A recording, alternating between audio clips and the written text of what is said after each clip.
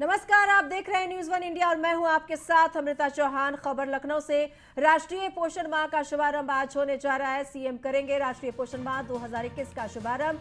CM योगी नए आंगनबाड़ी केंद्रों का उद्घाटन करेंगे। राज्यपाल आनंदीबेन पटेल, मंत्री स्वाति सिंह भी मौजूद रहेंगी। आंगनबाड़ी कार्यकर्ताओं को प्रशस्ति पत्र भी देंगे। सीएम योगी उत्कृष्ट कार्य करने वाली आंगनबाड़ी मुख्य सेविकाएं सम्मानित होंगी।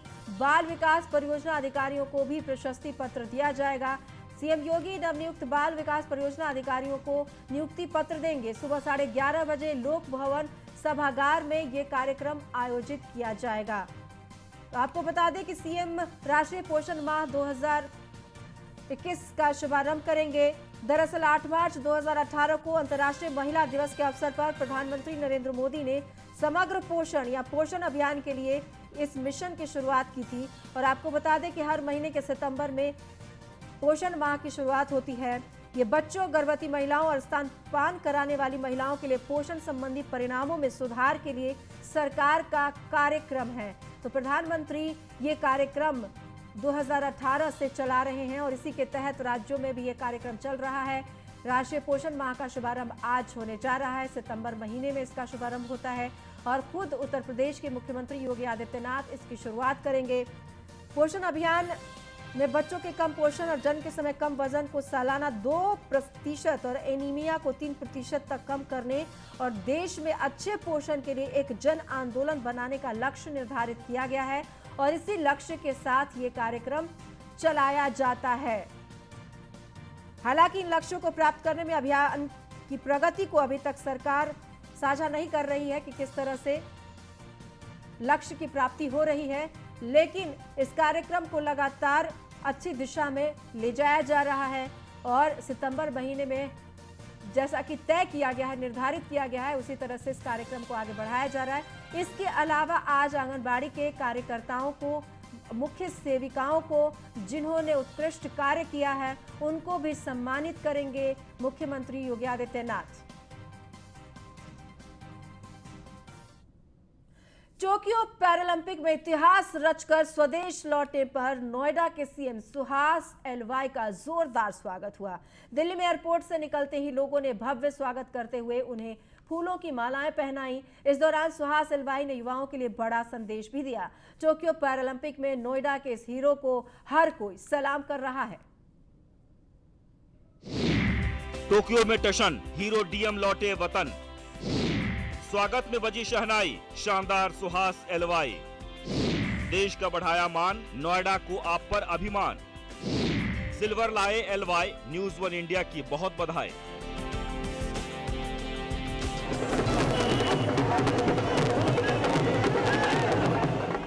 टोक्यो पैरालंपिक में शानदार प्रदर्शन करने वाले सुहास एलवाई की वतन वापसी पर जोरदार स्वागत किया गया। सिल्वर मेडल जीतने वाले नोएडा के डीएम सुहास एलवाई जब दिल्ली एयरपोर्ट पर पहुंचे तो उनके स्वागत में सैकड़ों लोग पहले से मौजूद थे। एयरपोर्ट से निकलते ही उनका भव्य स्वागत किया गया।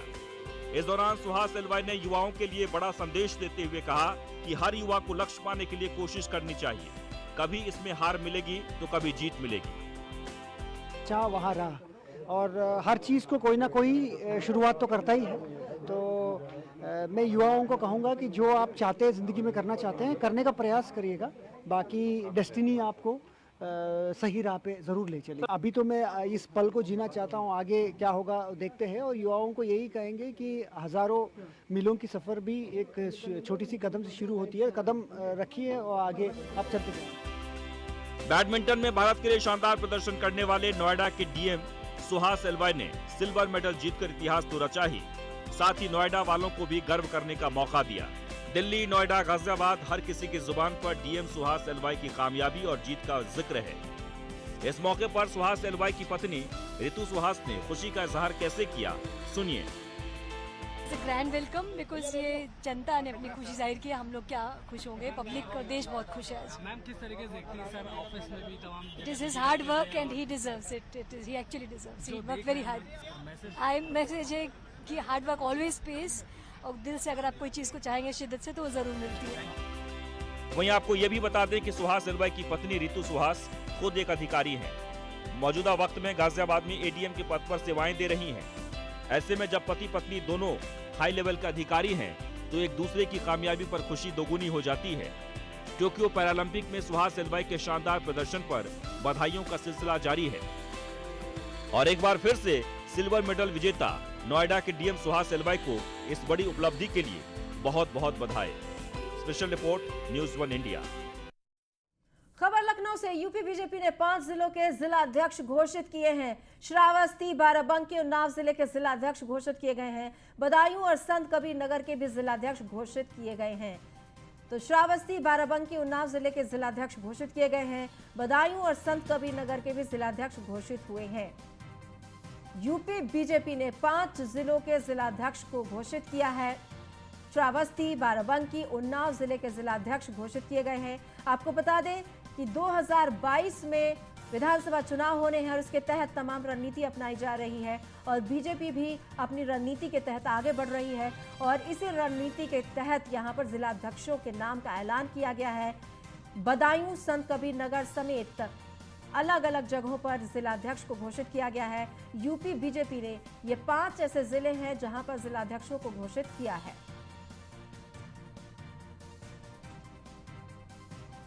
बदायूं और संत कबीर नगर के जिलाध्यक्ष भी घोषित किए गए हैं।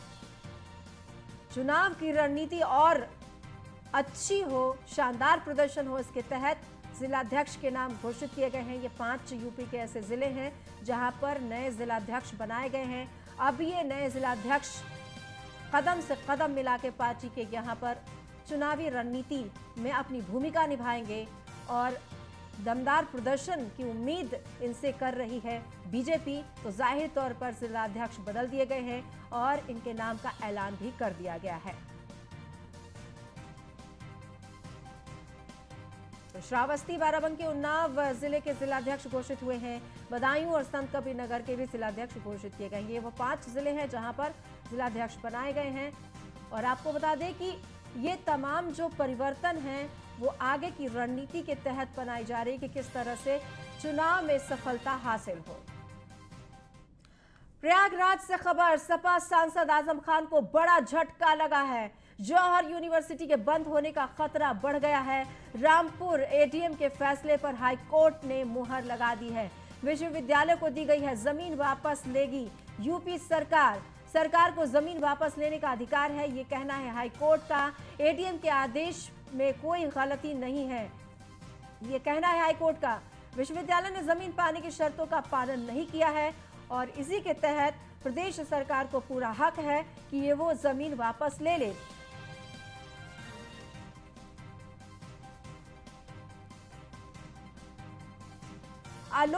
आलोक हमारे साथ जुड़ गए हैं प्रयागराज से ज्यादा जानकारी के लिए। आलोक, आज जो ये खबर आ रही है वाकई यहाँ पर बड़ा झटका हो सकता है आजम खान के लिए। जी बिल्कुल, देखिए गौहर विश्वविद्यालय जो है वो उनका ड्रीम प्रोजेक्ट था आजम खान का और उन्होंने इसके लिए काफी प्रयास किया था, काफी लोगों की जमीनों पर कब्जा किया था। इसके साथ ही जब उनकी सरकार थी तो सरकार में गलत पेपर्स लगा के गलत रीति और नीति के तहत उन्होंने जमीन पर कब्जा किया था और अपने ड्रीम प्रोजेक्ट को पूरा करने के लिए उन्होंने सब कुछ किया जो उन्हें करना चाहिए था। इसके बाद इलाहाबाद हाईकोर्ट पे जब मामला आया है तो प्रदेश सरकार ने ये बात कही है कि ये जो जमीन थी वो अवैध रूप से हथियाई गई थी, जिसलिए प्रदेश सरकार को यह जमीन वापस मिलनी चाहिए। इसी को लेकर सुनवाई करते हुए इलाहाबाद हाईकोर्ट ने आजम खान को बड़ा झटका दिया है और उनसे जमीन वापस लेने की संस्तुति कर दी है। तो ये काफी बड़ा झटका माना जा रहा है आजम खान के ड्रीम प्रोजेक्ट को। जी, अब ये मान लिया जाए कि अब उनका जो ड्रीम प्रोजेक्ट है वो अवैध घोषित हो गया है और अब ये जो जमीन है उसे जल्द ही यूपी सरकार है वो वापस ले लेगी। जी बिल्कुल, जिन जमीनों को अवैध रूप से हथियाया गया है, अवैध रूप से जमीनों की, किसानों की जमीनों को हो या इसके साथ ही सरकारी जमीनों को हो, इसमें काफी अवैध रूप से उन्होंने कब्जा जमा रखा था। सत्ता के रसूख के बल पे उन्होंने ऐसा किया था, जिस वजह से प्रदेश सरकार ने यह कड़ा कदम उठाया है कि जितने भी लोग हैं वो अवैध जमीनों पर किसी भी तरह से कोई भी कब्जा नहीं कर सकते हैं। इसका ताजी मिसाल देखने को मिल रही है गौहर विश्वविद्यालय में, जहां से उनकी जमीन से कब्जा हटाया जा रहा है। तो आजम खान को ये बड़ा झटका लगा है। जी आलोक, जब ये मुद्दा उठा था अवैध तरीके से जमीन को कब्जाने का, तब भी काफी सुर्खियां बटोरी थी इस खबर ने, और आज एक बार फिर से जब हाई कोर्ट ने इस पर टिप्पणी की और फैसला सुनाया है तो एक बार फिर से चर्चाओं का बाजार गर्म हो जाएगा। जी, इलाहाबाद हाई कोर्ट में चला था। उन्होंने कहा था कि जो उनका गेट बनाया गया है वो सुरक्षित तरीके से और सही बनाया गया है, लेकिन वह गलत निकला और उसको प्रदेश सरकार ने गिरा दिया। इसके बाद से इस खबर ने काफी सुर्खियां बटोरी थी। इसी के बाद से उनकी जो जमीनें हैं उनके ऊपर जिन लोगों की जमीनों पर कब्जा हुआ था वो भी सामने आए थे और उन्होंने कहा था कि हमारी जमीनों पर अवैध रूप से कब्जा किया गया है। जी आलोक, बहुत बहुत धन्यवाद इस तमाम जानकारी के लिए। आज नोएडा पहुंचेगा कांग्रेस पार्टी का प्रतिनिधिमंडल। किसान आंदोलन में गिरफ्तार कांग्रेसियों की लेगा जानकारी। ये जो कांग्रेसी हैं उनकी जानकारी लेने के लिए कांग्रेस का प्रतिनिधिमंडल है उसे गठित किया गया है और आज प्रदेश के दौरे पर आएगा प्रतिनिधिमंडल। स्थानीय पुलिस और प्रशासन से मुलाकात करने के बाद रिपोर्ट तैयार किया जाएगा। तो स्थानीय पुलिस और प्रशासन से ये प्रतिनिधिमंडल मुलाकात करेगा और मुलाकात करने के बाद एक रिपोर्ट बनाई जाएगी। दरअसल नोएडा आज पहुंचने वाला है कांग्रेस का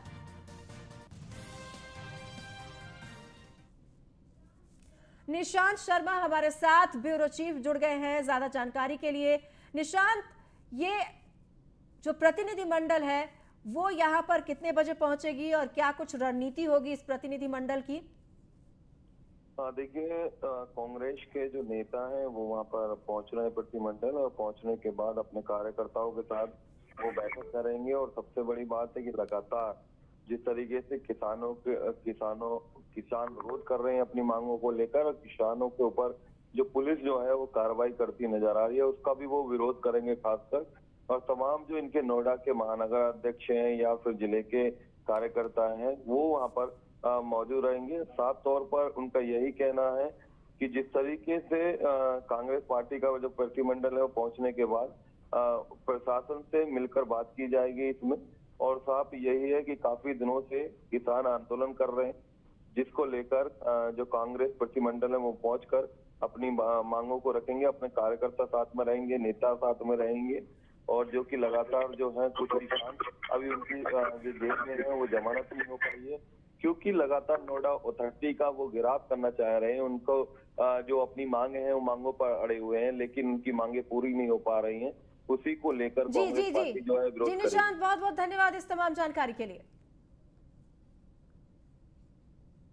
खबर आगरा से, पुलिस और बदमाशों के बीच मुठभेड़ हुई है। 25,000 का इनामी मुकेश जाटव घायल हुआ है।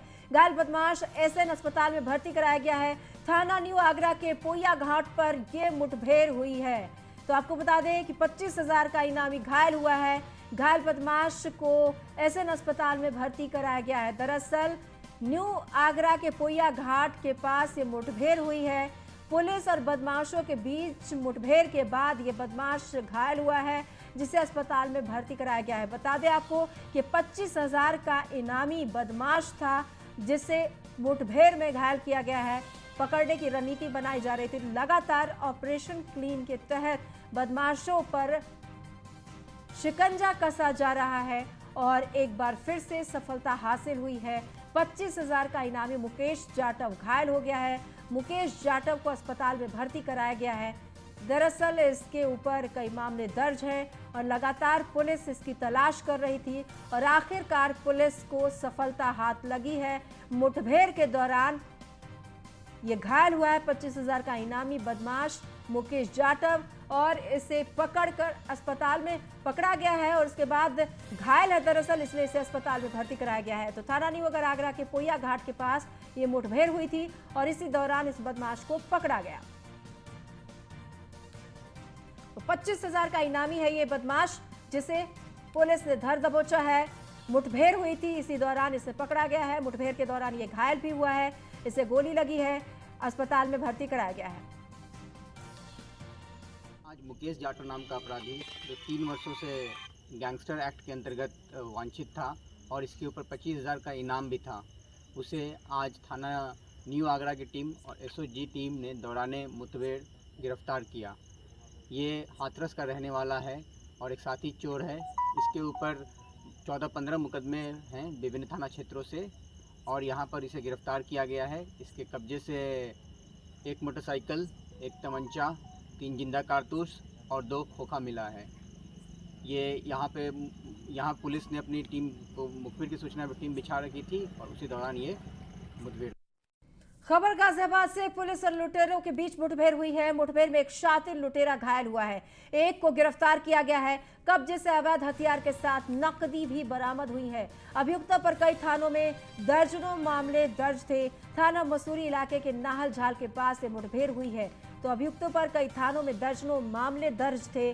कब्जे से अवैध हथियार के साथ नकदी भी बरामद हुई। आपको बता दें कि इनके पास से अवैध हथियार और नकदी भी बरामद हुई है। पुलिस और लुटेरों के बीच ये मुठभेड़ हुई है, जिसके बाद मुठभेड़ में एक शातिर लुटेरा घायल हुआ है और एक लुटेरे को गिरफ्तार कर लिया गया है।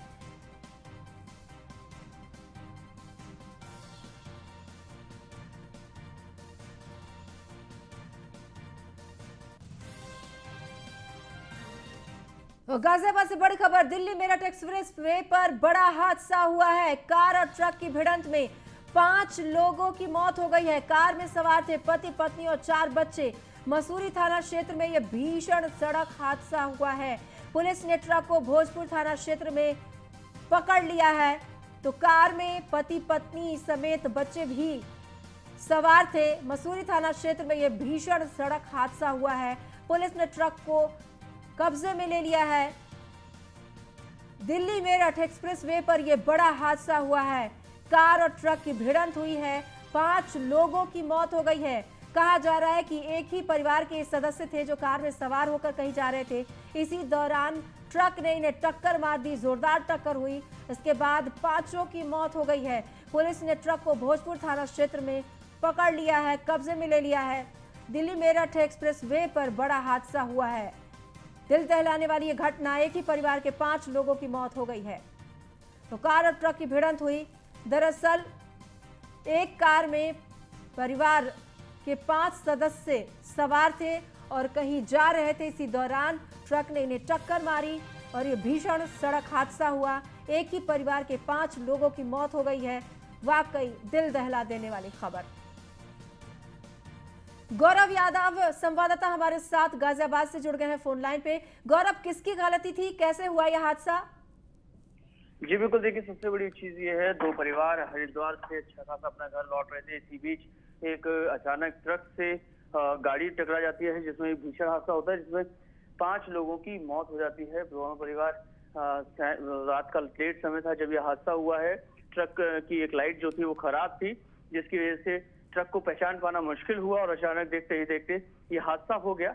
और यदि चश्मदीदों की माने तो उनका कहना ये है कि जो ट्रक था वो काफी तेज था, जिसकी वजह से जो गाड़ी के लोग थे वो समझ नहीं पाए कि किस तरफ जाए और उसके देखते ही देखते थोड़ी देर में ये हादसा हो गया। इससे पहले का ये मामला है जहां पर ये पूरा हादसा हुआ है। गाजियाबाद के मकनपुर के रहने वाले दोनों परिवार थे जो हरिद्वार से छुट्टी बिताकर वापस लौट रहे थे। जी, इसमें 5 लोगों की मौत हुई है, 4 बड़े लोग हैं और एक बच्चे की भी मौत हुई है। जी गौरव, बहुत बहुत धन्यवाद इस तमाम जानकारी के लिए। तो आपको बता दें कि एक ही परिवार के ये सदस्य थे, एक बच्चा भी इसमें शामिल था। 4 के अलावा एक बच्चा भी था, तो कुल 5 लोग थे जिनकी मौत हो गई है। तो कार और ट्रक की भिड़ंत में 5 लोगों की मौत हुई है। कार में सवार थे पति पत्नी और बच्चे, तो कुल 5 लोग थे जिनकी मौत हुई है। दरअसल ट्रक चालक की गलती बताई जा रही है। ट्रक चालक काफ़ी तेज़ गति से गाड़ी चला रहा था और उसकी लाइट भी खराब थी। इसी दौरान अनियंत्रित ट्रक ने कार को टक्कर मार दी और इसमें सवार 5 लोगों की मौत हो गई।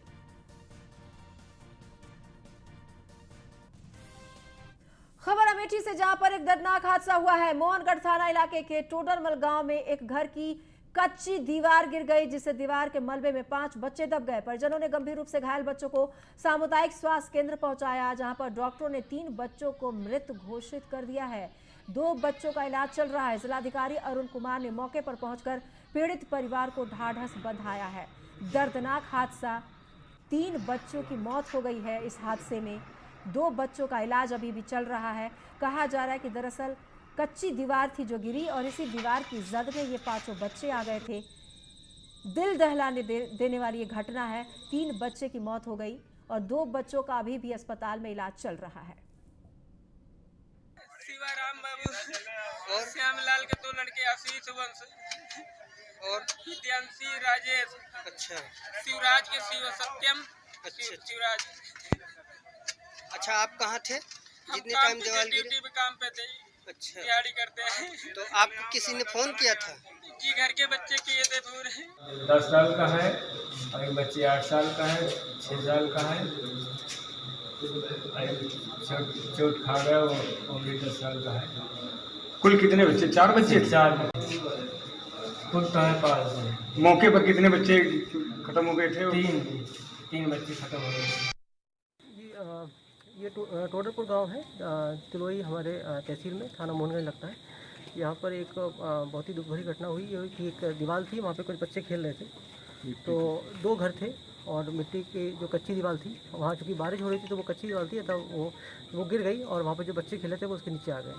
कुल 5 बच्चे वहाँ पे खेल रहे थे और उसमें 3 बच्चों की डेथ हुई है और जो 2 बच्चे हैं वो दो बच्चे सुरक्षित हैं। एक का इलाज अभी रायबरेली में चल रहा है और एक हमारे सीएचसी दुबई में है। परिवार को जो आर्थिक सहायता है उसके लिए संबंधित तहसील के एसडीएम को निश्चित कर दिया गया है। गौतम बुद्ध नगर में अपर पुलिस आयुक्त और अपराध पुष्पांजलि की ओर से सेक्टर 108 में ट्रैफिक पुलिस के अधिकारियों और कर्मचारियों के लिए सम्मेलन का आयोजन किया गया, जिसमें ट्रैफिक पुलिस के लोगों से उनकी समस्या पूछी गई और मौके पर ही निस्तारण के निर्देश दिए गए। इसके साथ ही ट्रैफिक पुलिस कर्मियों को ब्लूटूथ स्पीकर्स भी दिए गए हैं, जिसके जरिए पुलिस लोगों को ट्रैफिक नियमों, महिलाओं के प्रति बढ़ रहे अपराध और साइबर क्राइम जैसी चीजों के बारे में बताया जाएगा। स्पीकर के जरिए ट्रैफिक के बीच पुलिसकर्मी अनाउंसमेंट करके लोगों को इन अपराधों और ट्रैफिक के बारे में जानकारी देंगे।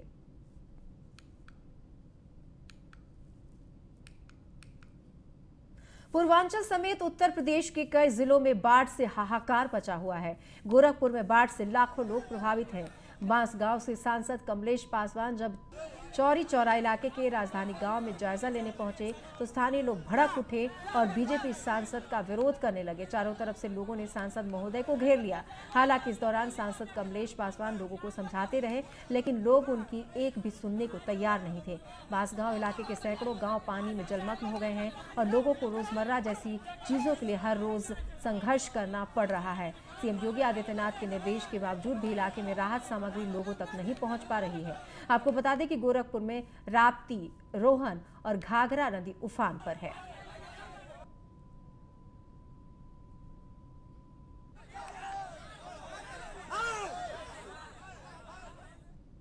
फिलहाल इस बुलेटिन में इतना ही। नमस्कार।